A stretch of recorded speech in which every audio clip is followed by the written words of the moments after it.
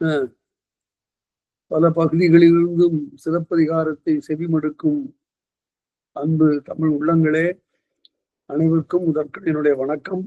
2 காண்டங்களை தாண்டி இப்போது வஞ்சிக்காண்டம் வந்திருக்கிறோம். வஞ்சிக்காண்டத்துல குன்றக்குறவை, இது ஒரு அருமையான பகுதி. சிலப்பதிகாரம் சங்க இலக்கியத்தை அடுத்து வந்த காப்பியம். காப்பியம் என்று சொல்வதை விட தொடர்நிலை செய்யுள் என்று சொல்ல வேண்டும். அதுதான் தொல்காப்பியர் வழங்குகிற பெயர், தொடர்நிலை செய்யுள் என்பது. இந்த தொடர்நிலை செய்யுள் என்பது பெரும்பாலும் ஆசிரிய யாப்புலதான் அப்போது அமைந்தது. சிலப்பதிகாரம், மணிமேகலை இவையெல்லாம் ஆசிரிய யாப்பில் நடந்தது. எழுதுவதற்கு இசைவான ஒரு யாப்பு இந்த ஆசிரிய யாப்பு. முதல்ல பாட்டு எழுதுகிறவர்களுக்கெல்லாம் அந்த சிலப்பதிகாரத்துல உரைப்பாட்டு மடைன்னு இப்ப நாம சொல்ல போறோமே, இந்த பகுதி நல்ல ஒரு எடுத்துக்காட்டு. இது போல எழுதலாம். இதுல இலக்கணத்துல ஒரு நெகிழ்வு உண்டு, எழுதி கொண்டே போகலாம். இந்த உரைப்பாட்டு மடை எழுதி பழகிட்டு அதற்கு பிறகு ஆசிரியப்பா எனைத்தடியானும் நடக்கும் என்று சொன்ன 3 அடி சிறுமை. பெருமை என்பது உரைப்போர் உள்ள கருத்தின் அளவே பெருமைன்னா 1000 அடி கூட பாடலாம். மதுரை காஞ்சி மாதிரி 782 வரிகளால் அமைந்த மதுரை காஞ்சி இருக்கு. அது போல நெடுக பாடிக்கொண்டே போகலாம். வினை முடிவு மட்டும் அங்காங்கு சரியாக தொடரணும். நிறைய இப்படிப்பட்ட பாடல்கள்ல ஒன்றை பின்பற்றி கொள்ளலாம். பழைய பாடல்கள் எல்லாம் ஒரே வினைமுற்றுதான், கடைசியில போய் முடியும். அல்லது நடுவில் எங்கேயாவது முடிஞ்சா கடைசி பகுதி வந்து அதனை தழுவி கொள்ளும். நாம அப்படி எழுத வேண்டியது இல்லை. ஆங்காங்க அற்று முடித்து கொள்ளலாம். ஆசிரிய யாப்பிலே இல்லாவிட்டா படிப்பதற்கு அவ்வளவு இசைவா வராது. அதனால பிற்காலத்துல அது மாதிரி யாப்புல ஆசிரிய யாப்பை உடைத்து அங்கங்கே தொடர்களை முடித்து கொண்டு தொடர்ந்து வேறு வேறு தொடர்களை அமைப்பது ரொம்ப நல்லது, நல்ல முறை என்று சொல்லுவார்கள். இப்ப குன்றக்குறவை பார்க்க போறோம். இங்கே குன்றக்குறவர்கள், குறவர் அப்படின்னு சொன்னா அது குன்றவர் என்பதனுடைய மறு. குன்று மலை, குன்று என்பது பெருமலை இல்லை என்று பொருள். சிறு குன்று என்று அதனினும் சிறியதை சொல்லுவது வழக்கம். குன்றினணையாரும் குன்றுவர் குன்றுவர் குன்றியணைய செய்யும். திருவள்ளுவருடைய அந்த திருக்குறள் எவ்வளவு பெரிய நிலையில் இருந்தாலும் ஒரு சிறிய செயலை, வேண்டத்தகாத செயலை, ஒரு சிறிய செயலை செய்தானே ஆயினும் அவனுடைய மலை போன்ற குன்று போன்ற அவனுடைய நிலை அழிந்து குறுகி போய்விடுவான். எந்த அளவுக்கு? குன்றிமணி மாதிரி ஆயிடுவான். குன்றிமணி ஆகிவிடும். அவ்வாறு வள்ளுவர் சொல்லுவார். ஒரு திரைப்படத்துல அந்த காலத்துல மங்கையர்க்கரசின்னு ஒரு படம் வந்தது. அதுல சுரதா வசனம் எழுதியிருப்பாரு. உன்னுடைய செயலை கண்டு இந்த நாட்டின் குன்றுகள் கூட குனிந்து கொள்ளுகின்றனம்பா. அதாவது குன்று குனியுமா, கல்லா இருக்கு. அது போல அருமையான உரைநடை அதெல்லாம். அப்படியெல்லாம் ஒரு காலத்துல திரைப்படம் ஒரு அழகிய தமிழ் உரைநடையை வளர்த்த பாங்கை பார்க்கும். உரைப்பாட்டு மடை அதே போல. அதாவது உரைப்பாட்டு மடை என்றால் அளவில்லாது போவது என்று பொருள். உரைப்பாட்டு மடை ஒன்றும் இதுக்கு ஒன்றும் கணக்கு இல்லை, அடி கணக்கெல்லாம் இல்லை. இங்க உரைப்பாட்டு மடை, உரையும் பாட்டும் உரையும் உடையோர் சிலரே, மறையிலை போல மாய்ந்திசினோர் பலரேன்னாரு புறநானூற்றுல. பாட்டும் உரையும் இரண்டு கண்கள் நமக்கு. பாட்டும் உரையும் உடையோர் சிலரே. நம்ம இளங்கோவடிகள் உரைப்பாட்டு மடைன்னு இங்க எழுதுறாரு. இப்படி பல இடங்கள் அவர் உரை தழுவி செல்வதனால இந்த சிலப்பதிகாரத்தை உரையிடையிட்ட பாட்டுடை செய்யுள் என்று சொல்லுவது வழக்கம். ஆங்காங்கு உரை இடையிடையே வரும். அது உரையிடையிட்ட பாட்டுடை செய்யுள் என்று அதற்கு, இந்த காப்பியத்திற்கு, இந்த தொடர்நிலை செய்யுளுக்கு இன்னொரு பெயர். குருவி ஓப்பியும், இந்த சொற்கள்லாம் பாருங்க, இந்த சொற்கள்லாம் மறுபடியும் வழக்கிற்கு வரணும். குருவி ஓப்பியும் இப்ப எல்லாத்தையும் விரட்டுறதுதான். குருவியை விரட்டினான், காக்காயை விரட்டினான், கோழியை விரட்டினான் என்று எல்லாவற்றுக்கும் விரட்டுதல் என்ற ஒரு சொல். ஆனா இதற்கெல்லாம் வேறு வேறு வினைகள் இங்கு வந்து பொருந்துகின்றன என்பதை இந்த பாட்டுல பாருங்க. குருவி ஓப்பியும், குருவிய போ அப்படின்னா அது போயிடும். அது மிக மெல்லிய உயிர், அது உடனே பறந்து போயிடும். கிளி கடிந்தும் கிளி கொஞ்சம் பழகியது, திருட்டு பழகியது கிளி. அது திரைப்பணத்தை கவர்ந்து போவதற்காக, திரைக்கதிர்களை கவர்ந்து போவதற்காக வருவது. அதை என்ன செய்யணும்? அதை விரட்டணும். இப்ப விரட்டுறதுன்னு சொல்றது மாதிரி கிளி கடிந்தும் குன்றத்து சென்று வைகி, அந்த மலைப்பகுதிகளிலே சென்று தங்கி இருந்து, வைகி என்றால் தங்கி, வைகள் என்றால் பகல் என்று பொருள். அருவியாடியும் சுனை குடைந்தும் அளவுற்று வருவேமும், அளவுற்று களைத்து. அப்படி அங்க போய் நாங்கள்லாம் குறவர்களாகிய நாங்கள் இந்த மலைப்பகுதிக்கு சென்று தங்கியிருந்து அருவியாடி சுனை குடைந்து அளவுற்று வருவேமும். மலைவேங்கை நறுநிழலில் வள்ளி போல்வீர். அப்ப வேங்கை மரங்க, இது திருச்செங்கோடு என்ற பகுதியில நிகழ்கின்ற நிகழ்ச்சி இது. இப்ப அது கோவை மாவட்டத்தினுடைய ஒரு பகுதி திருச்செங்கோடு. அந்த திருச்செங்கோட்டுல இந்த நிகழ்ச்சி நடக்கிறது.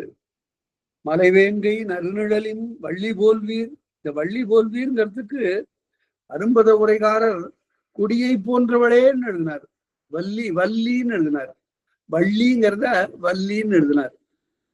ஆனா அப்படி சொல்லுவதை விட இது வள்ளி போல்வீர் என்று குறவர்கள் சொல்லுவது முருகனுடைய துணைவியா இங்கே வள்ளியை குறிக்கும். அது அந்த குறவர் குலத்தை சார்ந்தவள் என்ற அந்த பொருள் தான் இங்கு பொருந்தும். அப்படிதான் பொருள் சொல்ல வேண்டும். ஆனால் அரும்புத உரைகாரர் அப்படி அந்த காலத்துல எழுதியிருக்கிறார். வள்ளி போல்வீர் மனம் நடுங்க முலையிழந்து வந்து நின்றீர். அந்த உடம்புல அந்த மெய்ப்பாட்டை பார்த்து பாடுகிறான். உறவர்கள்லாம் பார்த்து உடனே மனம் நடுங்குகிறது. அது உடம்புல தெரியுது. மனம் நடுங்க முலையிழந்து வந்து நின்றீர். யாவிரோ, நீங்க யாரோ தெரியலையே. யாவிரோ என முனியாதே. யாவிரோ, இந்த எனங்கிற சொல்லி இணைப்பு இடைச்சொல்னு பேர் இதுக்கு. இடைச்சொற்கள்ல எனங்கிறது ரொம்ப ஆற்றல் மிகுந்தது. ரெண்டு உரையாடல்களை இணைப்பதற்கு பயன்படும். ஒரு இடத்துல ஒரு உரையாடலை நிறுத்துவதற்கும் மற்றொன்றை தொடங்குவதற்கும் அது பயன்படும். யாவிரோ என, அவங்க அப்படி கேட்க, என கேட்க என்று பொருள். முடியாதே, அதற்காக ஒரு சிறிதும் வெகுளவில்லை. அப்படியா? யாவிரோ என முனியாதே. கண்ணகிக்கு இப்போது சீற்றம் குறைந்து போய்விட்டது. அங்க அடற்படுகாதையில பார்த்த கண்ணகி இல்ல, இப்ப மனம் நடுங்க வந்து நிற்கக்கூடிய கண்ணகி. முனியாதே மணமதுரையோடு அரசு கேடுற. இந்த மணமதுரை என்பதற்கு கல்யாண மதுரைன்னு எழுதினாரு அரும்பத உரைகாரர். அது கல்யாணம்னு அவர் எதை சொல்றாருன்னா மீனாட்சி கல்யாணத்தை சொல்றார். சோமசுந்தரனார் அங்கிருந்து வந்து சோமசுந்தர கடவுள் மீனாட்சியை வந்து திருமணம் செய்து கொள்ளக்கூடிய புராண நிகழ்ச்சியை அடிப்படையாக வைத்து அரும்பத உரைகாரர் கல்யாண மதுரைன்னு எழுதினார். ஆனால் நம்முடைய ஊவே சாமிநாத ஐயர் அவர்கள் மணமதுரைங்கிறதுக்கு நறுமணம் கமழ்கின்ற மதுரைன்னு எழுதினார். அதுதான் பொருத்தமான உரை. சிலப்பதிகாரத்திற்கு செவ்விய உரை. பல இடங்கள் அப்படி நாம பார்க்கிறோம். ஊவே சாமிநாத ஐயர் புராண கருத்துகள் இருந்தாலும் கூட அவற்றை தழுவாது பண்டை தமிழ் கருத்துக்களை தழுவி உரை எழுதக்கூடிய பாங்கை ஐயரிடம் நாம் பார்க்கிறோம். ஐயருடைய தொண்டு சாதா இயல்பானது இல்லை, எளியது இல்லை, மிக கடினமான உழைப்பு. இந்த நமக்கு கருவூலமனையே பெரிய சங்க இலக்கிய செல்வத்தை கொண்டு வந்து கொடுத்ததுல பெரும்பங்கு அவருடைய. குறுந்தொகை அவர் கொடுத்தார், ஐங்குறுநூறு, பரிபாடல், 10 இது புறநானூறு, 10 பாட்டு, இவையெல்லாம் அவர் தேடி கொண்டு வந்த செல்வங்கள். அவற்றையெல்லாம் பதிப்பித்து தந்ததுனால அவர் சொல்லக்கூடிய அந்த பொருள் ரொம்ப சிறப்புடையது. நறுமணம் கமழ்கின்ற மதுரையோடு. இன்னைக்கும் மல்லிகைப்பூ உலகத்திற்கு எங்கும் மதுரையிலிருந்து போகிறதுனால மணமதுரைன்னு சொல்லுவது ரொம்ப இக்காலத்திற்கும் பொருந்தும். மணமதுரையோடு அரசு கேடுற. வல்வினை வந்து உருத்த காலைங்கிறத பார்க்கணும். இடையினம் தான் போட்டிருக்கு, அதுதான் போடுது. வல்வினை ஒரு உருவம் பெற்று வந்தது. வல்வினை வந்து உருத்த காலை. கணவனை இங்கு இழந்து போந்த, கணவனை இழந்து இங்கு வந்த கடுவினையே யான் என்றார். எனக்கு வினை இப்போது இந்த நிலையை அவர் பாண்டியனை குற்றம் சொல்லவில்லை. மதுரை மாநகரின் கண் தான் வழக்குரைத்த அந்த செய்தியெல்லாம் அவள் விரிவாக சொல்லவில்லை. கணவனை எங்கு இழந்து போன்ற கடுவினையே, இதற்கெல்லாம் காரணம் என்னுடைய வினைதான். தமிழ் சமுதாயத்தில் ஊழ்வினை பற்றிய நம்பிக்கை மிக அழுத்தமாக இருந்த காலம். எல்லா சமயங்களும் இந்த ஊழ்வினை ஏற்றுக்கொண்டுதான் பேசியிருக்கின்றார். புத்தரும் அதனை ஏற்றுக்கொண்டார், மகாவீரரும் ஏற்றுக்கொண்டார், மற்ற சமயங்கள் எல்லாம் ஏற்றுக்கொண்டன. சில சமயங்கள், அதாவது கடவுள் நம்பிக்கை அற்ற சமயங்கள் வேண்டுமானால் பற்றி அன்றைக்கு பேசாமல் இருந்திருக்கலாம். கடுவினையேன் யான் என்றாள் என்பதும் அத புத்தரை அவரு கூடவே இருந்த ஆனந்தர் கேட்கிறார், ததாகதரே, நீங்கள் உயிர் நீங்கி உங்களுடைய உடம்பு இங்கு கிடக்குமானால் அதற்கு பிறகு அடுத்த பிறவியில நான் உங்களை எப்படி பார்ப்பது, எப்படி அடையாளம் காண்பது என்று சொல்லுகிற போது அவர் சொல்லுகிறார், இந்த பிறவியில் செய்த வினையின் காரணமாகத்தானே என்னுடைய பிறப்பு நிகழப்போகிறது. அப்போது என்னை நீ அடையாளம் கண்டு கொள்வது எளிது.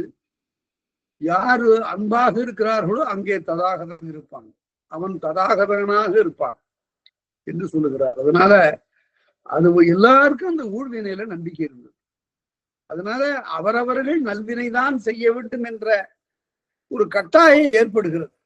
அதுல நம்பிக்கை உடையவர்கள் கண்டிப்பா தீவினை செய்ய மாட்டார்கள். இது நம்மை தாக்கும் பின்னால என்று அஞ்சுவார். கடுவினையேன் யான் என்றால் என்றலும் இறைஞ்சி அஞ்சி உடனே வணங்கி அஞ்சி இணை வளைக்கை எதிர்கூப்பி அந்த வளையலடிந்த 2 கைகளையும் மகளிர் கூப்பி நின்ற எல்லையுள் வானவரும் நெடுமாறி மலர் பொடிந்து, அப்போது வானவர்கள் இங்கிருந்து வந்தார்கள், மலர் மாறி பொடிந்தார்கள். உந்தவரும் கண்டார்கள், உந்தவரும் கண்டு நிற்ப கொடுதனோடு கொண்டு போயினர். அப்போ கோவலனும் வந்திருந்தான், கோவலன் அடைத்து கொண்டு போய்விட்டான். இவள் போலும் அங்குலக்கோர் இருந்தெய்வம் இல்லையாதலின், நமக்கு இப்படி ஒரு தெய்வம் வேணும்பா, வானவுலத்துக்கு கண்காண போச்ச இந்த தெய்வம், நாம் இந்த தெய்வத்தை தொட வேண்டும் என்று கருதி இவள் போலும் நம் குலக்கோர், குலக்கோர் குலத்துக்கோர்ங்கிறது தொகைப்பட்டு குலக்கோர்னு வந்தது. குலக்கோர் இருந்தெய்வம் இல்லையாதல், இருந்தெய்வம் இருங்கிறது பெரிய கரியன்னு 2 பொருள்ல வரும். இந்த இடத்துல பெரிய இருந்தெய்வம் இல்லையாதலின், இதனை விட ஒரு பெரிய தெய்வம் நமக்கு இல்லை என்று கண்காண வந்த தெய்வம் இது என்று சொன்ன உடனே இந்த பகுதியெல்லாம் சங்க இலக்கியம் படித்தவர்களுக்கு இளங்கோவடிகள் எந்த அளவுக்கு இதுல ஆழ்ந்த பயிற்சி உடையவராகவும் புலமை உடையவராகவும் அப்படியே அந்த நெறியை பின்பற்றுகிறவராகவும் இருக்கிறார் என்பதற்கு இந்த குன்றக்குறவை நல்ல சான்று. எப்படின்னு பாருங்க, சிறுகுடியீரே சிறுகுடியீரே விழியுது. பாட்டை படிக்கும் போது அந்த படிக்கின்ற முறையினாலே பொருள் விளங்க வேண்டும். சிறுகுடியீரே சிறுகுடியீரேன்னு படிக்க கூடாது. சிறுகுடியீரே சிறுகுடியீரே என்றால், அதாவது சிறு சிறு குடில்களிலே ஆங்காங்கு அமைந்திருக்கக்கூடிய மக்களே, இந்த அடி முதற்கொண்டு அப்படியே கலித்தொகையில இருக்கு. கலித்தொகையில குறிஞ்சிக்கலியில கபிலர் பாடுகின்ற பாட்டுல சிறுகுடியீரே சிறுகுடியீரே வள்ளி கீழ்வீடா வரைமிசை தேன்றுடா கொல்லை குரல் வாங்கி ஈரா மலைவாழர் அல்ல புரிந்து விடுகலாம் என்று கலித்தொகையில சொல்ல பார்க்கணும். என்ன சொல்றாவ, அந்த அடியை நீங்க பாருங்க, மனதுல வைத்துக் கொள்ளுங்கள், அதை மனப்பாடம் செய்யுங்க அந்த அடிகளை. ஏனென்றால் அந்த அடியில எவ்வளவு பெரிய பண்பாடு மறைந்திருக்கிறதுங்கிறத பார்க்கணும். சிறுகுடியீரே சிறுகுடியீரே வள்ளி கீழ்விழா, எங்களுடைய காதலை நீங்கள் ஏற்கவில்லை. ஒரு பெண் பேசுகிறாத, அதாவது எனக்கும் அவனுக்கும் காதல் ஏற்பட்டது, வேண்டுமென்று நான் அங்கிருந்து போய் அவனை பார்த்த உடனே காதல் உண்டு விடவில்லை. நானும் தோழியுமாக அருவியில ஆற்றில ஆடிக்கொண்டிருந்தோம். ஆறு திடீரென்று கால் வாங்கி எங்களை இழுத்து கொண்டு போக தொடங்கியது. அப்போது என்னை அவன் காப்பாற்றினான். அந்த நிலையில் அவனுக்கு என்னுடைய உயிர் காப்பாற்றி அவன் மீது ஒரு அன்பு தாயிற்று. ஆனால் பல காரணங்களை சொல்லி எங்களுடைய மனத்தை மறுக்கிறீர்கள். அப்பதான் சொல்றா, சிறுகுடியீரே சிறுகுடியீரே வள்ளி கீழ் விழா. வள்ளி கிழங்குக்கு விதை போடுறீங்களா? நீங்க கிழங்க கொண்டு போய் நடுறீங்களா? கண்டிப்பா விளையாது. வள்ளி கீழ் விழா வரைமிசை தேர்ந்தொடா. மலையில எங்கும் தேனடை வைக்காது தேனீக்கள். வள்ளி கீழ்விழா வரைமிசை தேர்ந்தொடா. கொல்லை குரல் வாங்கி ஈனா. ஆங்காங்கு திணைக்கு எதிர்கள் கதிர் வைக்காது. ஏன்னா அறக்கேடு செய்கிறீர்கள், அன்பு உள்ளங்களை பிரிக்கிறீர்கள். ஆகவே இந்த நிலம் இது அதை அப்படியே பின்பற்றிங்க. அதுவும் குறிஞ்சி பாட்டு, குறிஞ்சி திணை. இங்கேயும் அந்த குறிஞ்சி திணையின் பார்ப்படுத்து இளங்கோவடிகள் கபிலரை பின்பற்றி பாடுகிறார். சிறுகுடியீரே சிறுகுடியீரே தெய்வம் கொள்ளுமின், சிறுகுடியீரே இவளை தெய்வமாக கொள்ளுங்கள். நிறங்கிளர் அருவி பரம்பின் தாழ்வரை. இந்த அருவி மேலேந்து வீழ்கிறது.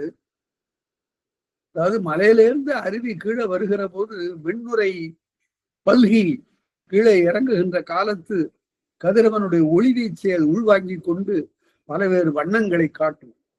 ஆகவே 7 வகையான வண்ணங்களை காட்டும். அது இந்திரவில், வானத்திலே இந்திரவில் பரவியது போல பல வகையான காட்சி தரும். அதைத்தான் சொல்லுகிறார். நிறங்கிளர் அருவி பரம்பின் தாழ்வரை. பரம்பு என்றாலே மலை என்று பொருள். அந்த மலையின் தாழ்வரை நறுஞ்சினை வேங்கை நன்னிடர் கீழோர்.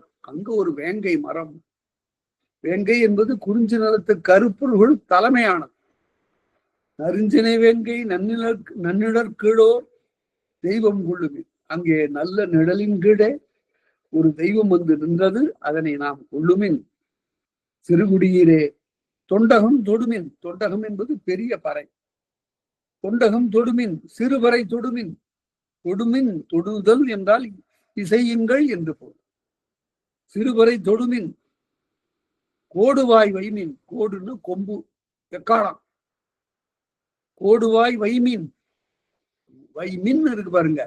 இந்த மின்னுங்கிறதுக்கு என்ன பொருள் என்றால் அது முன்னிலை ஏவல். வைமின் அது வழக்கில் இருக்கு. இப்போ என்ன சொல்லுமீன், இப்ப நீர்ங்கிற சொல்லு வருது பாருங்க, அதுக்கு வினையா அது வரும். கோடுவாய் வைமின் கேண்மின் அப்படிம்பாங்க. கோடுவாய் வைமின் கொடுமணி இயக்குமின். கொடுமணின்னா ஓசை கூடிய மணிகளை ஒலியுங்கள். குறிஞ்சி பாடுமின். குறிஞ்சி பாட்டை பாடுங்கள். நறும்புகை எடுமின். நல்ல மனமிக்க புகையை எழுப்புங்கள். பூப்பலி செய்மின். பூவை பலியிடுங்கள். பலியிடுதல் என்றால் கையிலிருந்து சிதறுதல். பூப்பலி செய்மின். காப்பு கடை நிறுமின். காப்பு கடை நிறும் என்றால் மதிலிருந்து வாயிலும் அமைத்துக் கொள்ளுங்கள். மதில் எழுப்புங்கள், வாயில் வையுங்கள், கோயில் செய்யுங்கள் என்று பரவலும் பரவுமின். பரவுதல் என்றால் வழிபாடு செய்தல். பரவலும் பரவுமின். நிறவு மலர் தூமின். பல வகையான மலர்களை எல்லாம் தூவுங்கள். ஒரு முலை இழந்த நங்கைக்கு பெருமலை துஞ்சாது வளம் சுரக்கிறவே. எதுக்காக அந்த தெய்வத்தை நாம் தொழ வேண்டும்? இந்த மலைவாழ் மக்களுக்கு பெருவளம் தருகை என்று சொல்லி அந்த தெய்வத்தை நாம் தொழுவோமாக என்று. அடுத்து கொழுச்சொல். குழுன்னா வெண்பாம் புறப்பொருள் வெண்பாமால படிக்கும் போது பார்த்தா தெரியும். முதல்ல குழு, அதுக்கப்புறம் வெண்பான்னு வரும். குழு என்றால் கொள்ளப் பெறுவது என்று பொருள். அதாவது இனி வரப்போகின்ற பகுதியில் கொள்ளப்போகிற கருத்து என்று பொருள். கருத்து கொள்ளுவது என்று பொருள். ஆங்கொன்று காணாய். அந்த பெண்களுக்குள் பேசிக் கொள்ளுகிறார். அந்த அங்க பாரு அப்படின்னா உடனே அடுத்தபடி இங்கு கான், இங்க பாரு. இத இந்த அருவியினுடைய பல வகையான கோலங்களை பெண்கள் போட்டி போட்டு கொண்டு ஒருத்தி மற்றொருத்திக்கு இப்படியெல்லாம் காட்டுகிறார். அஞ்சனம் பூழி. பூழிங்கிற சொல்லு ஒரு அருமையான சொல்லு. அது புழுதின்னு பொருள். இந்த காலத்துல புழுதி என்று சொல்லுவதே அந்த காலத்துல புழுதின்னு சொல்லுது. திருக்குறள்ல தொடி புழுதி புழுதின்னு திருக்குறள்ல வருது. ஆனா பூழி என்ற சொல்லை முதலாக கையாண்டது யாருன்னு கேட்டா காரைக்கால் அம்மையார் தன்னுடைய பாட்டுல பூடிங்கிற சொல்ல சுடுகாட்டுல பறக்கிற புழுதியை பார்த்து பாடுறாங்க. அது பூடி என்றால் புழுதி. அஞ்சனம் பூழி. இது மை திரட்டுதல் மகளிருடைய பெரும்பணி. அவர்கள் நல்ல மூலிகைகளிலிருந்து அரைத்து மையை திரட்டி காய வைத்து அடையா தட்டி அதற்கு பிறகு அதை நுணுக்கி பொடியாக ஆக்குவார்கள். அஞ்சன பூழி. அதாவது இட்டுக் கொள்கின்ற மையினுடைய புழுதி வடிவம். அரிதாரத்து இன்னிடியல். அரிதாரம் என்பது பூச்சு, முகத்துடைய பூசிக்கொள்கின்ற பூச்சு. இடியல் அது இடிக்க பெற்றது, இடித்து எடுக்க பெற்ற முகப்பூச்சு. சிந்துர சுண்ணம், குங்கும சுண்ணம், வாசம் மிகுந்த பொடி, செரிய தூவி, இதெல்லாம் தூவி, தேங்கமல் இந்திரவில்லின் எழில் கொண்டு, இதெல்லாம் வாரி தண்ணீர்ல இறைச்சி வந்திருந்தா எப்படி இருக்கும்? அது போல இந்த மலை அருவி பலவேறு வண்ணம் கொண்டு வருகிறது. இந்திரவில்லின் எழில் கொண்டு இழும் என்று, இழும் என்பது ஓசை குறிப்பு, இழும் என்று வந்து இங்கு இழியும் மலை அருவி ஆடுதுமே. முதல்ல கருத்து தான், நாம இந்த மலை அருவியில போய் ஆடுவோம்ங்கிறது. இந்த கருத்தை எப்படி வளர்க்கிறாருன்னு பாருங்க. இதுதான் மிகப்பெரிய சிறப்பு. இது சங்க மரபோடு ஒட்டி அவர் என்ன பண்றாரு, இந்த குறிஞ்சி திணையில கொண்டு போய் அதை பொருத்துறார். குறிஞ்சி திணையில என்ன கருப்பொருளோ அதோட போய் பொருத்துறாரு, என்ன உரிப்பொருளோ அதோட போய் பொருத்துறாரு. குறிஞ்சி திணையில மறுவுதல் தான் பொருள், அதாவது உணர்தல் தான் பொருள். தலைவனும் தலைவியும் மகிழ்ந்திருப்பது பற்றி பேசுவதுதான் குறிஞ்சி திணை. அதனால அந்த பொருள் வருமாறு இந்த பாடல்கள் அமைகின்றன. ஆடுதுமே தோழி, ஆடுதுமே தோழி, ஆடுதும் என்றால் தன்மை பன்மை வினைமுற்று. ஆடுதுமே தோழி, ஆடுதுமே தோழி, அஞ்சல் ஓம்பென்று நலனுண்டு நல்காரான். நம்ம அப்ப ஒரு பெண் சொல்றா, தலைவி சொல்றா, நாம இந்த அருவியில ஆடுவோம். என்ன சொல்லி ஆடுவோம்?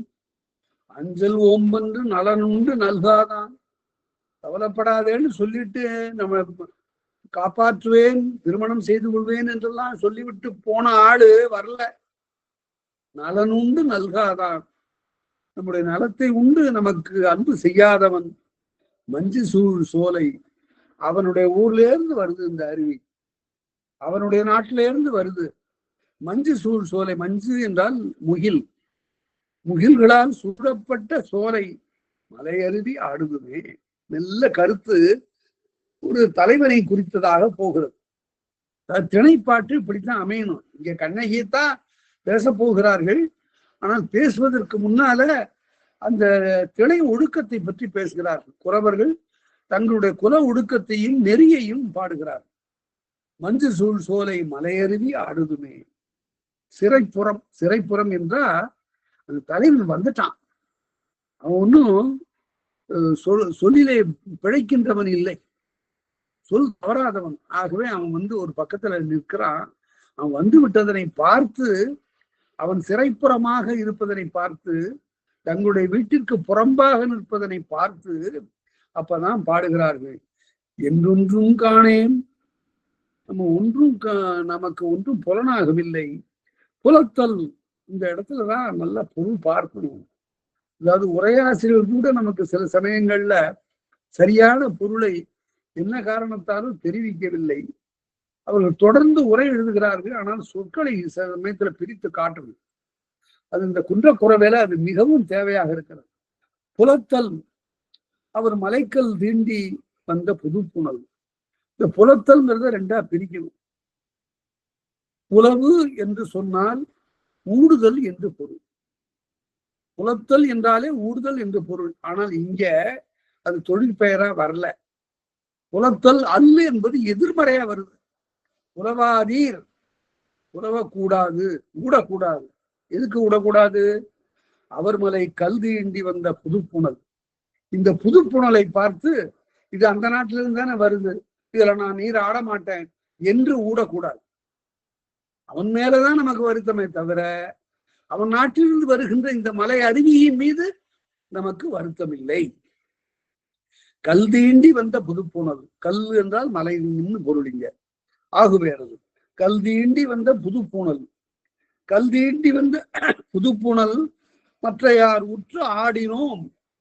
சரியா பிரிச்சுட்டாரு நாட்டாரையா. இந்த இடத்துல நான் பார்த்து ரொம்ப வியப்பா இருந்தேன். இந்த உற்று ஆடினோம்ங்கிறத பல பேர் பாடம் சொல்லும் போதெல்லாம் நான் பார்த்திருக்கிறேன். ஆடினோம் ஆடினோம்னே சொல்லுவாங்க. அப்படி சொல்லக்கூடாது. என்ன இப்படி சொல்றது? உற்று ஆடின் நோம்பு பிரிக்கணும். நோம்னா வருந்துதல், அதுல இருந்து வந்ததுதான் நோய், துன்பம் என்று பொருள். உற்று ஆடி நோம் தோழி நெஞ்சென்று. அதாவது நாம் இந்த அருவியிலே ஆடும்போது நம்முடைய நெஞ்சம் துயர் உறுகிறது. ஏன்னு கேட்டா, இப்படி அருவி அழகாக வருகிறது, மிக இயற்கையாக இருக்கிறது, குளிர வருகிறது. இந்த அருவியில நாம் ஆடுகிறோம். ஆனால் இந்த அருவி அந்த மலைநாட்டிலிருந்து வருகிறது. இந்த மலைநாட்டுக்கு அவன் தலைவன், அவன் நம்மிடம் அருள் செய்யவில்லை என்று அந்த வருத்தத்தோடு நாம் ஆடுகிறோம். இந்த உற்று ஆடின் நோம், நோம் என்றால் அந்த நோங்கிற ஒரு சொல் ஓரெழுத்து ஒரு மொழி, நோங்கிறது ஓரெழுத்து ஒரு மொழி, துன்பப்படு என்று பொருள். அது நோய் என்று ஆகும். நோய்னா உடல் நலமின்மையை மட்டும் குறிப்பதில்லை, உள்ளத்தின் துன்பத்தையும் குறிப்பது. உற்று ஆடினோம் தோழி நெஞ்சன்றே. ஆகவே நம்முடைய நெஞ்சம் உயிர் உருகிறது. இருந்தாலும் நாம இதுல ஆடுவோமாக. மற்ற யார், அதாவது முன்ன ஆடியவர்கள் எல்லாம் ஆடியது இந்த அருவி, இப்போது நாம் ஆடுகிறோம். இன்னொன்றும் காணோம், எல்லாம் நாம ஒன்றையும் காணோம், நம்முடைய காதலனை காணோம். புலத்தல், புலவாதீர்கள், புலவக்கூடாது, புலத்தல் கூடாது.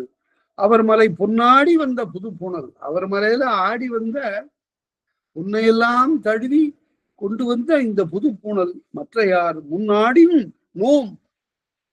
இந்த அருவியில நாம் ஆடினால் நம்முடைய நெஞ்சு நோகும். தோழி நெஞ்சன்றே, அன்றேங்கிறது இசை நிறை கிளவியது. யாதொன்றும் காணையும், எல்லாம் வருந்தி வருந்தி ஒரு பொருள் மேல 3 அடிக்கு வருதல் ஒரு மரபு. அது போல 3 முறை அது சொல்கிறார். யாதொன்றும் காணேன் புலத்தல் அவர்மலை போதாடி வந்த புது புனல்.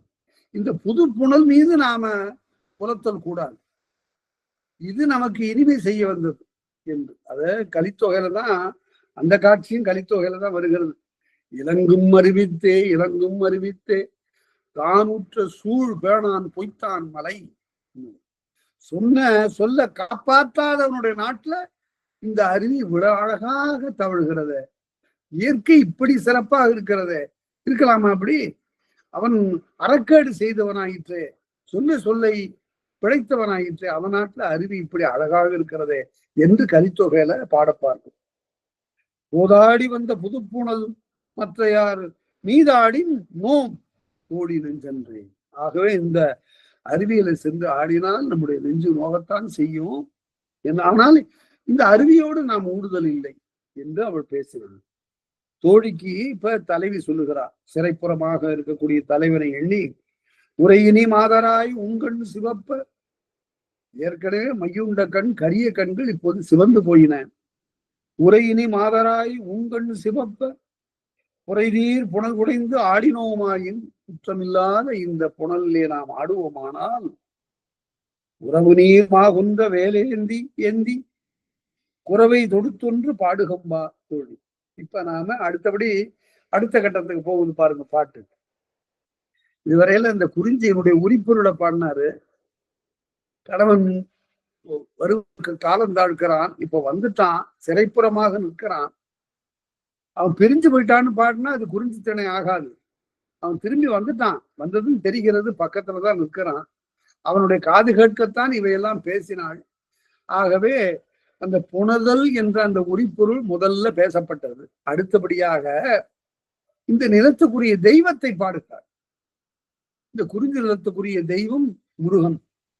உரையினி மாதராய், இனிமே இதை சொல்லு, உங்கண் சிவப்ப புரைதீர் புனல் உடைந்து ஆடினோமாயின், இந்த வெள்ளத்திலே நாம் ஆடுவோமானால் உறவு நீர் மாகுன்ற, உறவு என்றால் இடையினம் போட்டு பாருங்க, இடையினம். உறவு என்றால் பறந்து இருக்கக்கூடிய, பறந்து ஒழுகக்கூடிய, பறந்த. உறவு நீர் மாகுன்ற, அதாவது பெருங்கடலிலே சென்று மாகுன்ற சூர்மாவை கொன்ற, மாமரத்தின் வடிவமாக வந்து சூரனை கொன்ற வேலேந்தி ஏந்தி குறவை தொடுத்தொன்று, அந்த வேலேந்திய கடவுளை ஏத்தி குறவை தொடுத்தொன்று பாடுகம்பா, ஒரு குறவை பாடுவோம்பா என்று கூப்பிடுகிறார். என்ன உடனே தெய்வம் பராயது அந்த முருகனை பற்றிய பாட்டு. சீர்கழு செந்திலும், அதாவது திருச்செந்தூர், சீர்கழு செந்திலும் செங்கோடும் வெண்குன்றும், செங்கோடுங்கிறது திருச்செங்கோடு. அது என்ன செங்கோடுன்னு ஏன் பேர் வந்ததுன்னா, செம்மைன்னா கொஞ்சம் கூட வளையாம நேரா இருக்கிறதுன்னு பொருள். இப்பவும் பார்த்தா திருச்செங்கோடு அப்படிதான் இருக்கும். தொலைவில் இருந்து பார்த்தா ஒற்றை பாறை அப்படியே நிமிர்ந்து வானத்தை தழுவுவது போல நிற்பது தெரியும். வானத்தை தழுவுவது போல செங்கோடு அது போல உயர்ந்து நிற்கக்கூடிய கோடு மலை. வெண்குன்றும், வெண்குன்றுங்கிறது சாமி மலைன்னு எழுதினார், ஏரகம்னு எழுதினார். வெண்குன்றும் ஏரகமும், ஏரகம் என்பது மலைநாட்டில் உள்ளதோ திருப்பதின்னு எழுதினார் நச்சினார்கினியர். திருவேரகம்.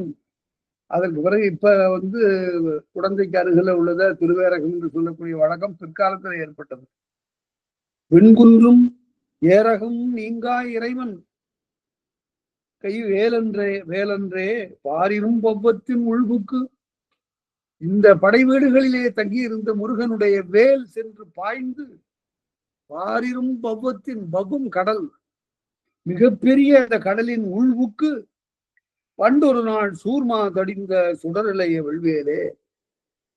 மாமரத்தின் உருவமாக இந்த சூரனை தடிந்த வேல் அது. இந்த இடத்துல ஒரு குறிப்பு நினைவிலை வைத்துக் கொள்ளுங்கள். சேரனை பற்றி பாடுகின்ற போது மட்டும் புலவர்கள் எல்லாம் யார் பாடினாலும் முருகக்கடவுளுடைய வெற்றியோடு சேர்த்து சேர்த்து பாடுவார். அதாவது முருகன் என்ன செய்தான்? கடலிலே ஒளிந்திருந்த சூரனை போய் கொன்றான். அவன் மாமரமாக வடிவெடுத்து வந்த போது அதனை பிளந்தான், மேல் கொண்டு பிளந்தான் என்பது புராண செய்தி. சேரன் என்ன செய்தான் என்றால், கடலிலே இருக்கின்ற கடம்பர்களை, கடற்கொள்ளைக்காரர்களாகிய கடம்பர்களை படையெடுத்து சென்று அழித்தான். அதனால அந்த கடம்ப மரத்தை பிளந்த அந்த செயலும் கடம்பர்களை கொன்ற செயலும் அந்த ஒருமைப்படுத்தி இங்க பேசப்படுகிறது. சூர்மா தடிந்தான். அதுபோல பண்டொரு நாள் சூர்மா தடிந்த சுடரலைய வெள்வேலே என்று அணிமுகங்கள் ஓராறும் 6 முகம். அணிமுகங்கள், அணி என்றால் அழகு என்று பொருள். அணிமுகங்கள் ஓராறும் 6 கையும் 12 கைகள். இந்த 6 முகம் 12 கை என்ன செய்யுதுங்கிறத திருமுருகாற்றுப்படையில நக்கீரர் சொல்லுகிறார். அன்பர்க்கு அருள் வழங்குவது ஒரு கை, வேல் கொண்டு பகையை சாய்ப்பது ஒரு கை என்று ஒவ்வொன்றாக 12 கைகளுக்கும் உள்ள செயல்களை சொல்லுவார். அதே போல முகங்களிலே தோன்றுகின்ற மெய்ப்பாடுகளை பேசுவார். இணையின்றி தானுடையான் ஏந்திய வேலன்றே தனக்குத்தானே நிகராகின்றாவன் கையிலே ஏந்திய வேலல்லவா பிணிமுகமேற்கொண்டு அவுணர் பீடறியும் வண்ணம். அவுணர்னா அரக்கர். அரக்கருடைய பெருமை அடியும் வண்ணம் அவன் பிணிமுகம் மேற்கொண்டு. இந்த பிணிமுகம்ங்கிறதுக்கு மயில் என்று எழுதிவிட்டார்கள் அரும்பத உரைகாரர். இந்த இடத்துல மயில் என்று எழுதுவது பொருந்தாது.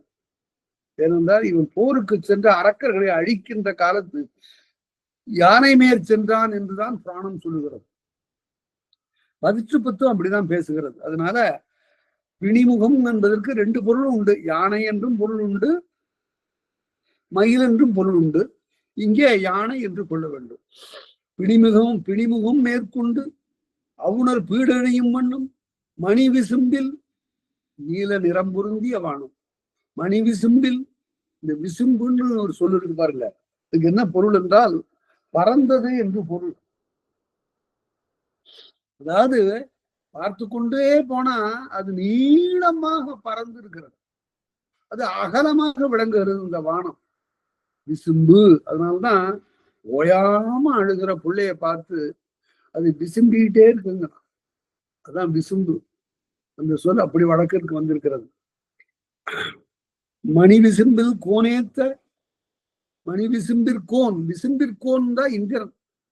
இந்திரன் ஏத்த மாரட்ட வெல்வேறு. இந்திரன் பாராட்டும்படியாக சூரனை கொன்ற அந்த முருகப்பெருமானுடைய வேலை பாடுவோம் வா என்று சரவணப்பூம் பள்ளி சரவண பொய்கை, சரவண பூம் பள்ளியறை தாய்மார் அறுவர், இங்கு கார்த்திகை மாதர் அறுவரால் வளர்க்க பெற்றவன் முருகன். திருமுலை பால் உண்டான். அதாவது என்ன பொருள் என்றால், சிவபெருமானுக்கும் பார்வதிக்கும் பிறப்பு உள்ளதாக பேசுதல் வழக்கம் இல்லை. பிறவாயாக்கை பெரியோன் என்றுதான் சிவபெருமானை சொல்லுவது வழக்கம். அதனால அவளுக்கு மகவு இருந்தது அந்த முருகன், அது கருவுற்று பிறந்த மகவு இல்லை. அதே போல பிள்ளையார் ஒரு மகவு என்றாலும் அதுவும் கருவுற்று பிறந்ததில்லை. இவையெல்லாம் அந்த இறைவ சிவபெருமானாலும் உமையாலும் படைக்கப்பட்ட தெய்வங்கள். அது போலதான் சொல்லணும். அதனால்தான் திருவண்ணாமலையில இருக்கிற அந்த பார்வதிக்கு பெயர் உண்ணாமுலை அம்மன். அது பால் கொடுக்கல இந்த அம்மா. படையெடுத்து செல்கிற போது முருகனுக்கு வேல் கொடுத்தாலே தவிர பால் கொடுக்கல. பால் கொடுத்ததெல்லாம் இந்த கார்த்திகை மாதர் அறுவர், தாய்மார் அறுவர், திருமுலை பால் உண்டான், திருக்கை வேலென்றே அவனுடைய கையில் இருந்த அந்த வேல் அல்லவா. வரு திகிரி, திகிரின்னு மலை, சக்கரம்னு ஒரு பொருள் உண்டு, இந்த இடத்துல மலை என்று பொருள். வரு திகிரி என்றால் வளர்கின்ற மலை. கோல உணவு, அது என்ன வளர்கின்ற மலைன்னா என்ன? மலை வளருமான்னா, இது வில்வலன் வாதாபி என்று 2 அரக்கர்கள் இருந்தாங்க. அவங்க என்ன செய்தார்கள்? அகத்தியர் தென்னாடு நோக்கி வருகிற போது அதனை தடுத்து விட வேண்டும் என்பதற்காக மலையாக வளர்ந்து நின்றார்கள். வளர்ந்து நின்றவர்கள் மேலும் மேலும் வளர்ந்தார்கள். அதனால்தான் வருதிகிரி, வளர்கின்ற மலை. கோல அவுணன், ஆயுதம் தாங்கிய அவுணன் இருக்கிறான அந்த அரக்கன், அவன் மார்பம் பிளந்து, அப்ப பறவைகள் எல்லாம் இப்பால வர முடியாம தவித்தன. முருகனை வேண்டின உடனே முருகன் தன்னுடைய வேல் கொண்டு அந்த மலையை பிளந்தான். அந்த மலைக்கு பேர் என்ன? கிரௌஞ்சம். அது குருகு பெயர் கொண்ட மலை. குருகுன்னா பறவை. என்ன பறவை? கிரௌஞ்சம் என்ற பறவை. கிரௌஞ்சம் என்பது புறாவினுடைய வேறு ஒரு பெயர். அந்த கிரௌஞ்சம் என்ற பெயர் கொண்ட குன்றம் கொன்ற நெடுவேலே. அதனால அரக்கன் அந்த வடிவெடுத்ததுனால அது வளர்கின்ற மலையாக இருந்தது. மேலும் மேலும் வளர்ந்து மற்றவருடைய போக்கை தடுப்பதற்காக முயன்ற மலை அது. அதனை குருகு பெயர் குன்றம் கொன்ற நெடுவேலே. அந்த குருகுன்னா கொக்கு, புறா, இதுக்கெல்லாம் உள்ள பெயர். கொக்கு பெயர் கொண்ட மலை என்றும் சொல்லலாம். குருகு பெயர் குன்றம் கொன்ற நெடுவேலே. குருகு, கொக்கு, நாரை, கொக்கு இவெல்லாம் கொஞ்சம் கொஞ்சம் வேறுபாடு உடையவை. கோலுதல் என்றால் சூழ வருதல். அடுத்தது பாட்டு மடை. மடை என்றால் படையல். பாட்டோட இப்ப கருத்து சொல்லியாச்சு, பாட போறது என்னன்னு சொல்லியாச்சு. குழு முடிஞ்சு போச்சு. குழுவிற்கு பிறகு பாட்டு வருகிறது. இறைவளை நல்லாய். இறை என்றால் தாழ்ந்த, கையினுடைய தாழ்ந்த பகுதி. கையை தொங்க விட்டா கீழே இருக்கிற பகுதிக்கு பேர் இறை. அது கடைசி பகுதி இந்த இறைங்கிறது. வீட்டுல இரவாணம் என்பது தாழ்ந்து இருக்கக்கூடிய பகுதி. இறைவளை நல்லாய், தாழ்ந்த கையிலே வளைகளை அணிந்த பெண்ணே, இது நகையாகின்றே. இது நகையாக இருக்கிறது. கேட்டா சிரிக்கணும் போல இருக்கு. என்ன? கரிவளர் தன் சிலம்பன் செய்த நோய் தீர்க்க அறியான் மற்ற அன்னை, அறியாள் மற்ற அன்னை அலர்கடம்பன் என்றே பெரியாடல் தான் விரும்பி வேலன் வருகின்றாள். கேட்டா ரொம்ப நகையாக இருக்கிறது. என்னவென்றா, எனக்கு இந்த நோய்க்கு காரணம் ஒரு தலைவன். அவன் வரல, அதுதான் கவலையாக இருக்கிறது. அந்த நேரத்துல என்னுடைய தாய்க்கு இது தெரியாம ஏதோ உடம்பு சரியாக இல்லை என்று கருதி என்னுடைய நோயை தீர்க்க அறியாள் மற்ற அன்னை அலர்கடம்பன் என்றே, கடம்பணிந்த முருகன் தான் ஏதோ தீண்டி இருக்கிறான் என்று கருதி, தெய்வம் தீண்டி இருக்கிறது இவளை என்று கருதி வெறியாடல் தான் விரும்பி உடனே ஒரு பூசாரியை அழைத்து வெறியாட வேண்டும், குறி பார்க்க வேண்டும் என்று சொல்லி வேலன் என்று ஒருத்தன் வருவான். அவன் வேல் கையிலே கொண்டு வருகின்ற வேலன். அவன் வெறிகுண்டு ஆடுகின்ற போது அவன் மீது முருகப்பெருமான் வந்து நிற்பான். ஆகவே அவன் அந்த நிலையில பேசுகின்ற சொற்கள் எல்லாம் முருகன் பேசுவதாக கருதப்படும். சாமியாடுதல் என்று இந்த காலத்துல சொல்லுவது வழக்கம். வெறியாடல் தான் விரும்பி வேலன் வருகின்றாள். வேலனை போய் கூப்பிடுறாளே, என்னுடைய நோய்க்கு மருந்து இவளுக்கு தெரியவில்லையே, காரணம் தெரியவில்லையே என்று தலைவி சொல்லுகிறாள். ஆய்வளை நல்லாய், வளைய அழிந்த பெண்ணே, இது நகை ஆகின்றேன். இது மிகவும் நகையாக இருக்கிறது. மாமலை வெப்பன் நோய், எனக்கு நோய் தந்த யாரு? மாமலை வெப்பன், அந்த மலைக்கு தலைவன், குறிஞ்சி நிலத்தினுடைய தலைவன். அவன் தீர்க்க வரும் வேலன் வருமாயின் வேலன் மடவன். அவன் தந்த நோயை இந்த வேலன் தீர்க்க வருவேன் என்று சொல்லி வந்தானேயானால் அவன் அறியாதவன், மடவன், மடையன், மடவன். அவன் குறுகு பெயர் குன்றம் குன்றான் மடவன். அவன் மட்டும் மடவன் இல்லை, அவன் மேல ஒருவேளை முருகன் வந்து ஆவேசித்து வருவானேயானால் அந்த கொக்கின் பெயரை கொண்ட அந்த கிரௌஞ்சம் இருக்கிறத, அந்த மலையை கொன்ற அந்த முருகனும் கூட மடவன்.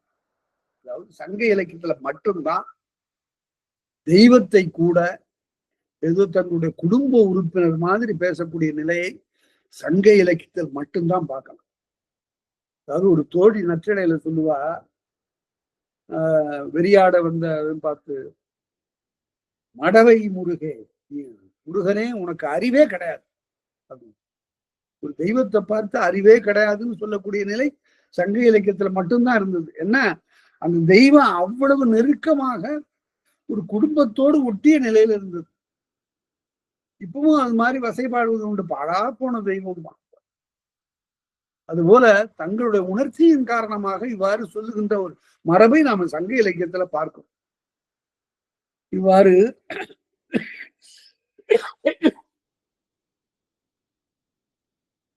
வெறியாடுகின்ற வேலனும் மடவன், அவன் மீது ஏறி வரக்கூடிய முருகனும் மடவன்.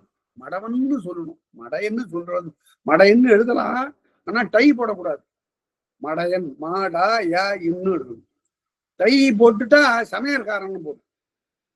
குறுகு பெயர் குன்றம் குன்றான் அவனும் மடவன். செறிவளைக்கை நல்லாய், இது நகையாகின்றது. செறிந்த வளையர்களை உடைய பெண்ணே, வெறிகமழ் வெப்பன் நோய், வெறியாட்டிலே அங்கிருந்து வந்து மணங்கமழ வந்து நிற்கக்கூடிய அந்த வெப்பனுடைய நோய், அவன் தந்த இந்த நோய் தீர்க்க வரு வேலன், அதனை தீர்ப்பதற்காக வருகின்ற வேலன், வேலன் மடவன்.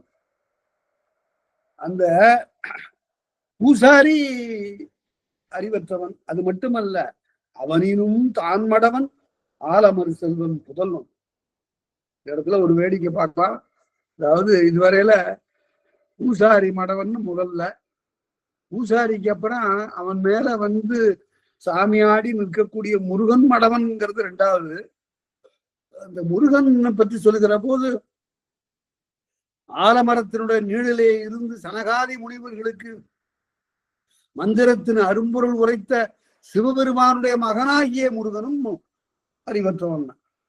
அதனால அவனுடைய தந்தையும் கொண்டு வந்துட்டான், முருகனுடைய தந்தையும் கொண்டு வந்து, அப்படிப்பட்ட பெரிய சிவபெருமானுடைய மகனாகிய முருகனும் அறிவற்றவன். யானுற்ற நோய்க்கு காரணமெல்லாம் இந்த வெப்பன். அதை விட்டுவிட்டு இந்த வேலன் வேறு சொல்லுவானே, ஆனால் அந்த வேலனும் மடவன், அந்த வேலன் மீது ஏறி வருகின்ற முருகனும் மடவன். நேரிழை நல்லாய் நகையான்,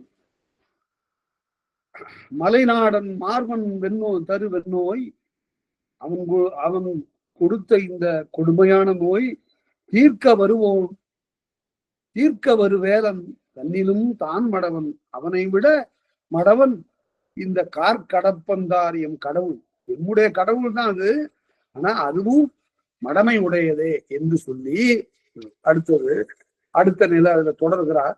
வேலனார் வந்து வெறியாடும் வெங்கடத்து, வேலன் வந்து வெறியாடக்கூடிய இந்த வெண்கலம்னா வெம் என்றால் விருப்பம். தொல்காப்பியம் படிச்சாதான் அந்த பொருளை சொல்லலாம். வெம் என்றால் வெம் வேண்டல் விருப்பம். வெம் என்றால் வேண்டல் எழுதுவார் தொல்காப்பியம். வெண்கலத்து விருப்பத்திற்குரிய களத்திலே நீலப்பறவை மேல் நேரிடை தன்னோடும், நீலப்பறவை மயில் நேரிடை தன்னோடும் வள்ளியோடு ஆலமர் செல்வன் புதல்வன் வரும் வந்தால் மால்வரை வெற்பன் மன அணி வேண்டுதுமே. இப்ப அவ வசையாக சொல்லாமல் வாழ்த்தாக கேட்கிறார். நாம வெறியாடுவோம். அந்த வெறியாடுகின்ற களத்திலே வேலன் வருவானே ஆனால் அவனிடம் விண்ணப்பித்துக் கொள்வோம். என்ன விண்ணப்பித்துக் கொள்வோம்? ஆலமர் செல்வனுடைய மகனே. இந்த ஆலமரம்ங்கிறது பறந்து இருக்கக்கூடிய பெருமரம். அதனுடைய நிழலிலே உட்கார்ந்து இருக்கக்கூடிய அந்த தெய்வத்துக்கு பெயர் தட்சிணாமூர்த்தி. அது தென்முக கடவுள் என்று தமிழிலே சொல்லப்படும். எல்லா சிவன் கோயில்கள்லையும் செல்லுகின்ற போது, நாம் வழிபாடு செய்ய செல்லுகின்ற போது வலக்கை பக்கத்துல அந்த திருச்சுற்றுல அவர் அமர்ந்த கோலமாக இருப்பார். ஆலமர் செல்வன் புதல்வன் வரும், அந்த முருகன் வரும் வந்தார் மால்வரை வெற்பன் மன அணி வேண்டுமே. என்னை அன்பு கூர்ந்து அந்த வெப்பனுக்கு திருமணம் செய்து வை என்று நாம் வேண்டுவோமாக. கையிலை மலை இறை மகனை, கைலாய மலையில் இருக்கக்கூடிய இறைவன் கையிலை நன்மலை இறை மகனை, கைலாய மலையில அங்கு இருக்கான். அதாவது மலைகளிலெல்லாம் உயர்ந்த சிகரத்தை உடையது கைலாயம். அதனாடி போனார் அப்பர். உடம்பு தேய, உருக்குலைய, எலும்பெல்லாம் தேய, அப்படி தத்தி தவழ்ந்து ஊர்ந்து அப்படியெல்லாம் போனார். போன போதும் கைலாயத்தை பார்க்க முடியல. கையிலை நன்மலை இறை மகனை, மகனை என்பது இந்த ஐகார ஆசை, மகனே என்பது விழி. கையிலை மால் வரையிலே இருக்கக்கூடிய சிவபெருமானுடைய மகனே, நின் மதிநுதல் மயிலியல் மடவரல் மலையர்தம் மகனார். நீ மகனே, நின் மதிநுதல் மயிலியல் மடவரல் மலையர்தம் மகனார். பார்வதியை துணையாக உடைய மலையர் சிவபெருமானுடைய மகனார். செயலைன்னா இந்த அசோகன் தளிர்னு போல், அசோகன் தளிர் என்று பொருள். இந்த நெட்லிங்க மரம் என்று இப்ப சொல்லுவாங்க. அந்த காலத்துல அதுக்கு அசோக மரம் என்றும் பிண்டி என்றும் சொல்லுவது உண்டு. பிண்டியின் நீழல்லே பெருமான் இருந்தான் என்று அருகதேவனை பாடுவார்கள். அதனால அதனுடைய தழை எப்படி இருக்கும்னு கேட்டா, மாவினுடைய தளிரை விட ரொம்பவும் குறைந்து இருக்கும். அதனால செயலைய என்றால் அதை போன்ற நிறமுடையன என்று பொருள். அசோகன் தளிர் போன்ற நிறமுடையன மலர்முறை திருவடி தொழுவேன். உன்னுடைய அப்படிப்பட்ட திருவடிகளை தொழுதேன் அயல் மனம் ஒழியும். இதுதான் இன்று நாள் அடி. அயல் மனம் ஒழி, வேறு மன ஏற்பாடுகளை தவிர்த்து விடும். பெண் கேட்டுக்கொண்டு வருவார்கள். இப்ப வருகிற போது அதை எப்படியாவது தவிர்த்து நிறுத்திவிடும். என் உள்ளம் கவர்ந்த அந்த மலைநாட்டானைத்தான் நான் மனம் கொள்ள வேண்டும். அயல் மனம் ஒழிமின் அவர் மனம், எனவே அவரை நான் மனம் செய்து கொள்ள வேண்டும் என்று சொல்லி, மலைமகள் மகனே, மலைமகள் மகனே, நின் மதிநுதல் மடவரல் குலமலை உரைதரு குறவர்தம் மகளார். உன்னுடைய மதிபோன்ற நுதலை உடைய அந்த வள்ளியோடு நீ உரைகின்ற இந்த மலைநாட்டினுடைய குறவர்கள் தம் மகளார். நிலவியர் கடவுள் நின்று இணையடி தொழுதேன். நாங்கள் அவ்வாறு உன்னுடைய திருவடிகளை தொழுதேன். பலரறி மனம் அவர் பருகுவர் எனவே. பலரறி மனம், எல்லாரும் இதுவரையில எல்லாரும் அறியாத களவு மனம் நிகழ்ந்தது. இப்போது பலரறி மனம் வேண்டும். அதை பலரறி மனமவர் படுகுவர் எனவே. படுகுவர்னா உடன்படுவர். எல்லாரும் கொள்ளக்கூடிய மனத்திற்கு அவர் உடன்படுவார். ஆகவே அதற்கு ஏற்பாடு செய்ய. குறமகள் அவள் எம் குலமகள், யமன்னு இருக்கு பாருங்க. ஒரு புள்ளி கூட தமிழ்ல ரொம்ப இன்றிமையாது. எம்முன்னு இல்லைங்க. குறமகள் அவள் யம குலமகள். யமன்னா எம்முடையன்னு பொருள். யமங்கிறது குறிப்பு வினைமுற்றீங்க. குறமகள் அவள் யம குலமகள், எங்களுடைய குலமகள். இந்த மாதிரி பன்மைக்கும் வரும், குறிப்பு வினைமுற்றுக்கும் வரும். இடரினும் தளரினும் எனதொரு நோய் தொடரினும் நினகடல் தொழுதெழுவேன். நின்று இல்ல, நினகடல் தொழுதெழுவேன். அது பன்மைக்காக அங்க வந்தது. இங்க குறிப்பு வினைமுற்றா வருது. குறமகள் அவள் யம குலமகள், அவளோடும் அருமுக ஒருவர் என் அடியினை தொழுதே. அதனால வள்ளியோடு சேர்ந்த உன்னை நாங்கள் தொழுகிறோம். துறைமிசை நினது இரு திருவடி தொடுனர். நீராடுகின்ற துறையில நீராடி விட்டு வந்து உன்னுடைய பாதங்களை வணங்குகின்றவர்கள் பெருனர் மனம் விடு பிழை மனம் எனவே, பிழை மனத்தை விடுவார்கள், விட வேண்டும். வேறு மனம் பிழை மனம். அந்த பிழை மனம் நிகழாமல் இருக்க உன்னுடைய திருவடிகளை வணங்குகின்றோம் என்றியாம் பாட. இதெல்லாம் இப்படி கேட்டுக்கொண்டே அவன் இருக்கிறான் சிறைப்புறத்துல. இத்தனை செய்தி சொன்னது யாருக்குன்னு கேட்டா, அப்பா காலம் தாழ்க்காத, என்னை நீ விரைவில் வந்து திருமணம் செய்து கொள், சொன்ன சொல் பிழைத்து விடாதே என்று நேரடியா சொல்லாம மறைமுகமாக சொல்லுகின்ற வகையில அமைந்ததுதான் இந்த பாட்டு மடை. என்று யாம் பாட. அப்படியே கலித்தொகை கலிப்பாட்டு குறிஞ்சி களி மாதிரியே இருக்கும். என்று யாம் பாட மறை நின்று கேட்டருளி, மறைவாக இருந்த அந்த தலைவன் கேட்டு மண்டலங்கண்ணி மலைநாடன் போவான் முன் சென்றேன், அவன் திருவடி கைதொழுது நின்றேன், உரைத்ததுகள் வாடி தோழி.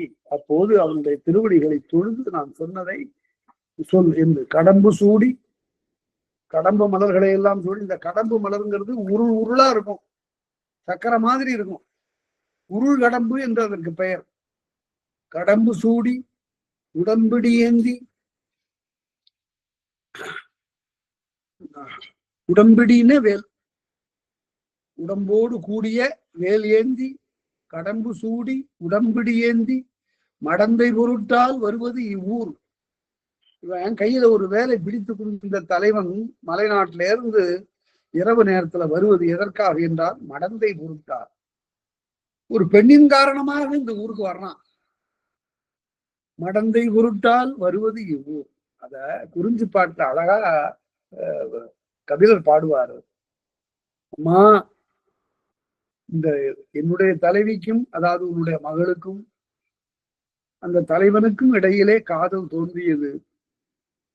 அந்த காதல் தோன்றியதற்கு காரணம் வெகுண்டு வருகின்ற மத யானையிடமிருந்து தலைவியை அந்த தலைவன் காப்பாற்றினான். அதனால் அவனிடத்து அன்பு தோன்றியது. அது படிப்படியாக வளர்ந்தது. நாங்கள் கானகத்தை சென்று திணைப்புணத்திற்கு காவலாக போன காலத்திலும், காட்டிலே சென்று மலர்களை எல்லாம் பறித்து குவித்து மாலையாக தொடுத்த காலத்திலும் அவன் தொடர்ந்து எங்களோடு வந்து தேடி வருவான். தலைவியோடு அவன் உரையாடி கொண்டிருப்பான். அப்படிப்பட்ட நிலையில அதற்கு பிறகு நீ என்ன செய்து விட்டாய் என்றால் வீட்டுக்குள்ளே சிறை வைத்து விட்டாய். அப்போது அவளை நாடி இரவிலே வருவான். நீ துயிலெழினும் நிலவு வெளிப்படினும் காவலர் வரினும் கதனாய் உரைப்பினும் என்னென்ன இடர்பாடு பாருங்க. அம்மா, திடீர்னு நீ எழுந்திருச்சிட்டின்னு உடனே தன்னுடைய காதலனை பார்க்க போக முடியாது. கொல்லைப்புறத்திலே வந்து இருக்கக்கூடிய காவலனை போய் பார்க்க முடியாது. நீ துயிலடினும் நிலவு வெளிப்படினும், அது நிலா காலமாக இருந்து நிலா முகிலிலிருந்து வெளிப்பட்டால் உடனே அவன் வருவது எல்லாருக்கும் தெரிந்து போய்விடும். நீ துயிலடினும் நிலவு வெளிப்படினும் காவலர் வரினும், ஊர்காவலர்கள் வந்தால் யார் யாது, ஊருக்கு புதுசா இருக்கு, எங்க வர்றேன்னு கேட்பான். காவலர் வரினும் கதனாய் குறைப்பினும், நாய் குறைத்தாலும் என்ன நாய் குறைக்கிறது, யாரோ அயலார் வர்றாங்க போல இருக்கு என்று இப்படியெல்லாம் தலைவனுடைய களவுக்கு இடர்பாடுகள் நிறைய இருந்தன. அந்த நிலையில் இருந்துதான் இப்போது அவள் உடல் நலமின்றி இழைத்து போய் நிற்கிறாள். இவளுக்கு இது தெரியாம நீ போய் வெறியாட்டு நிகழ்த்துகிறாயே என்று அந்த குறிஞ்சி பாட்டுல கபிலர் பாடுவார். இவ்வாறு மடந்தை பொருட்டால் வருவது இவ்வூர், அறுமுகம் இல்லை. அவன் அவன் கையில வேலேந்தி கொண்டு வர்றதுனால அவனை முருகன் என்று யாரும் நினைத்து விட வேண்டாம். அவனுக்கு ஆறுமுகம் இல்லை, அணிமையில் இல்லை, குறமகள் இல்லை, வள்ளியும் இல்லை, செறிதோள் இல்லை, 12 தோள் இல்லை, கடம்பூன் தெய்வமாக நேரா. ஆகவே தெய்வம் என்று யாரும் கருத மாட்டார்கள். மடவர் மன்ற இச்சிறுகுடியோரே, இதெல்லாம் முருகன் தீண்டிய செயல் என்று சொல்லி பேசுவது அறியாமையாகும் என்று அவர் சொன்னார்.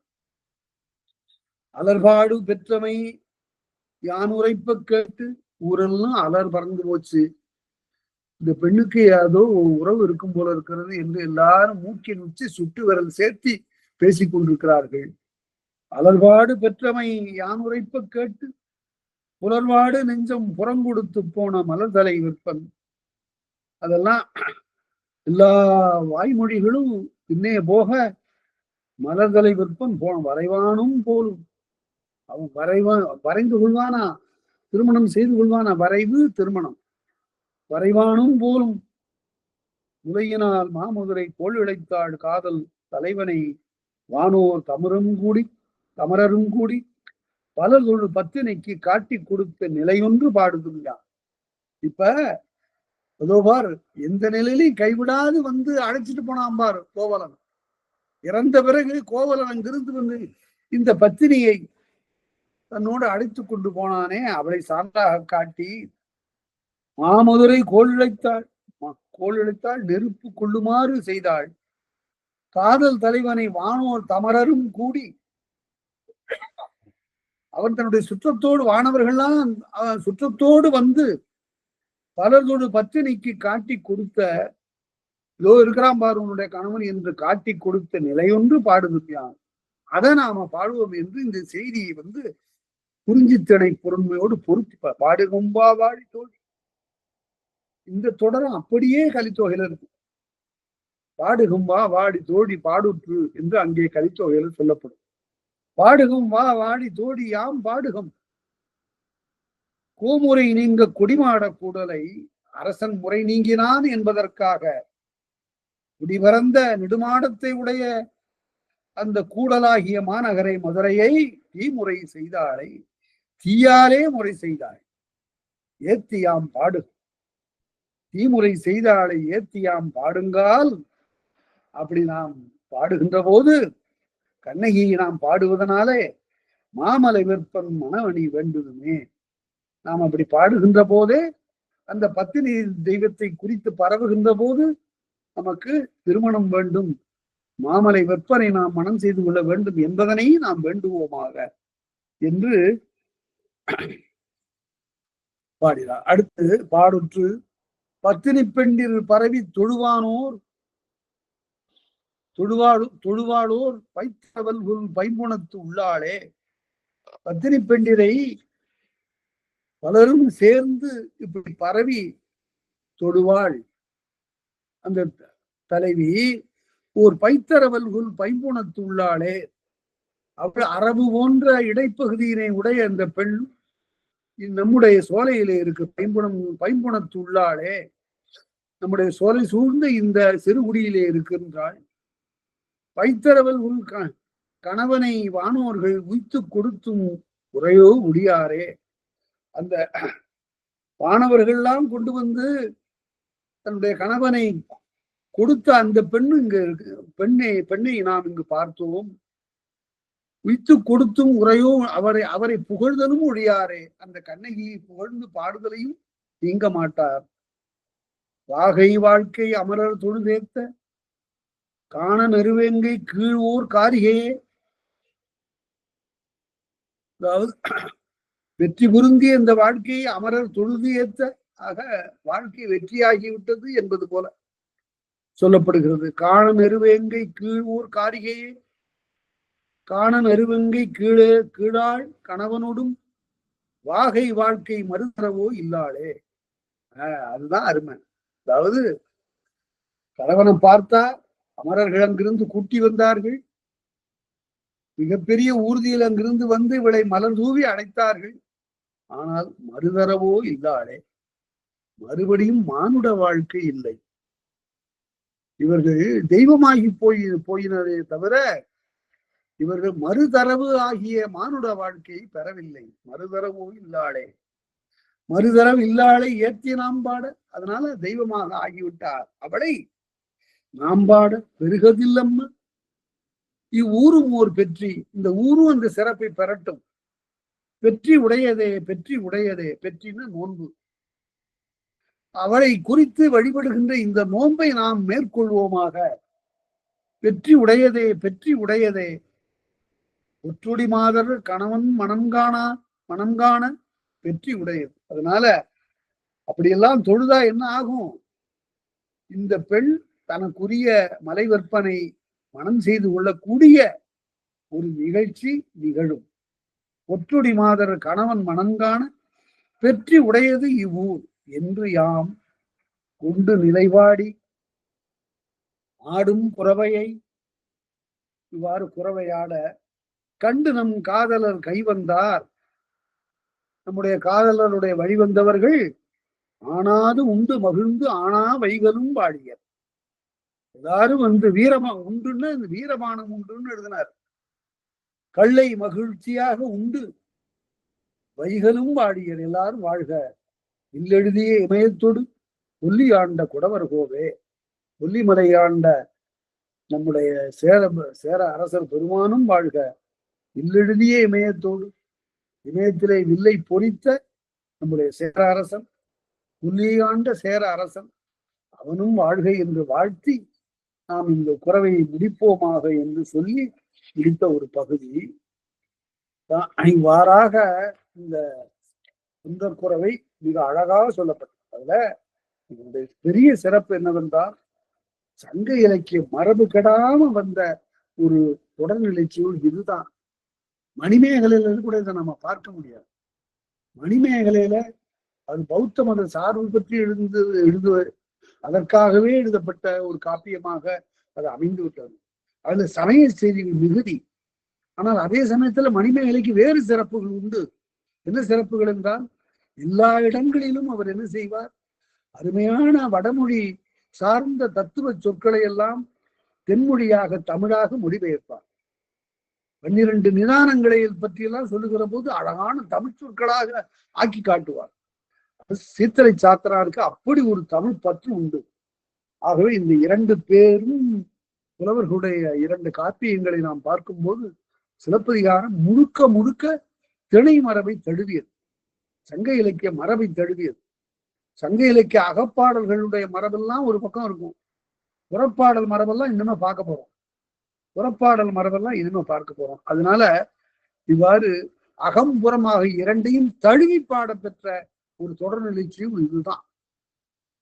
இதுக்கு பிறகு அந்த மரபு மெல்ல மெல்ல அப்படியே மாறி போய்விட்டது. கலிங்கத்து பரணி மாதிரி அளவிறந்த கற்பனைகளை எல்லாம் கொண்ட திணை மரபையெல்லாம் தாண்டி போய்விட்ட அந்த நூல்களை எல்லாம் பிற்காலத்துல நாம பார்க்கிறோம். அதனால இந்த குன்றக்குறவையை பார்ப்போம். அடுத்தபடி மிக இன்றியமையாத ஒரு பகுதியாகிய காட்சி காதையை பார்க்க போவோம். இதுகாரம் கேட்ட அனைவருக்கும் நன்றி சொல்லி அமைகிறேன். நன்றி, வணக்கம்.